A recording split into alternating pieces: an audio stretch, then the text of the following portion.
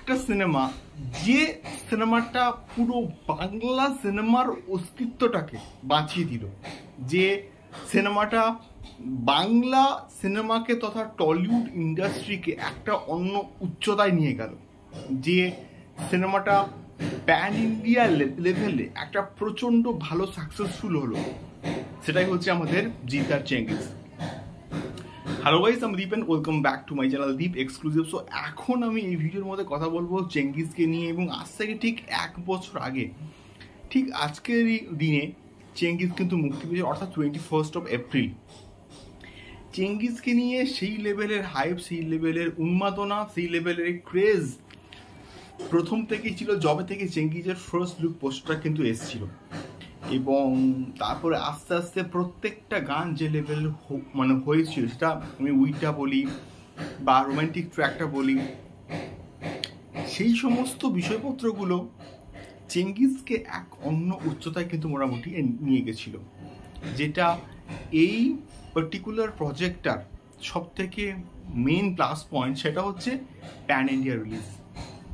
Bangla cinema হিসেবে এই প্রজেক্টটা প্যান ইন্ডিয়াতে যে কটা শো পেয়েছে বা যত সংখ্যক শো পেয়েছে, সেটা কিন্তু সত্যি বলতে হিউজ। গেটি গ্যালাক্সির মতো জায়গাতে চেঙ্গিজ প্রচণ্ড ভালো একটা রেসপন্স পেয়েছে অডিয়েন্সের কাছ থেকে, এবং তাছাড়াও দেশের বিভিন্ন জায়গায় যেখানে চেঙ্গিজ মুক্তি পেয়েছে, অডিয়েন্সের কাছ থেকে শুধু ভালো ছাড়া খারাপ আমরা কিন্তু শুনতে পাইনি। তো সেই দিক থেকে বিচার করলে চেঙ্গিজ বাংলা সিনেমা ইতিহাসে একটা অন্যতম সেরা, অন্যতম দুর্দান্ত একটা সিনেমা হিসেবে কিন্তু থেকে যাবে।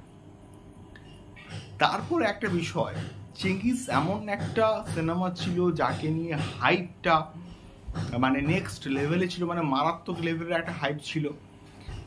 সেই সিনেমাটাকে হাইপ এত বেশি থাকার জন্যই বাংলা তথা আমাদের বিভিন্ন জায়গাতে সকাল 9টার দিকের যে শোগুলো ছিল বা দেওয়া হয়েছিল, সেই শোগুলোও কিন্তু মোটামুটি হাউসফুল ছিল, এবং বরাবরই আমরা দেখে এসেছি যে জিৎদার যে কোনো সিনেমা আসলে, সেটা যখন যে কোনো জায়গায় যখন মুক্তি পায়,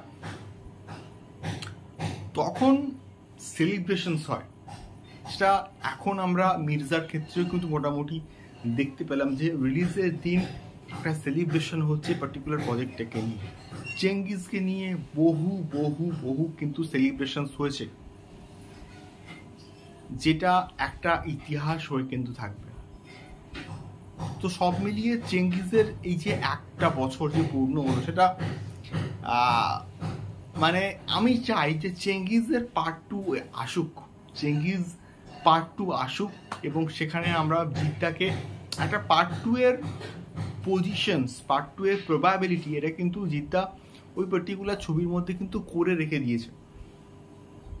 এবারে শুধু সময়ের অপেক্ষা যে এক্স্যাক্টলি চেঙ্গিজ 2 আসে কিনা, বা তার প্রপারভাবে সেটা এক্সিকিউশন কীরকম হয় যদি আসে। বাট চেঙ্গিজ আমাদের বাংলা তথা টলিউড ইন্ডাস্ট্রির ইতিহাসে একটা অন্যতম সেরা সিনেমা হয়ে কিন্তু থেকে যাবে। তো এটাই ছিল মেনলি আজকের ভিডিও। তোমাদের কি মতামত আমাকে অবশ্যই কিন্তু কমেন্ট করে শেয়ার করতে পারো। দেখা হচ্ছে পরবর্তী ভিডিওতে। টাটা।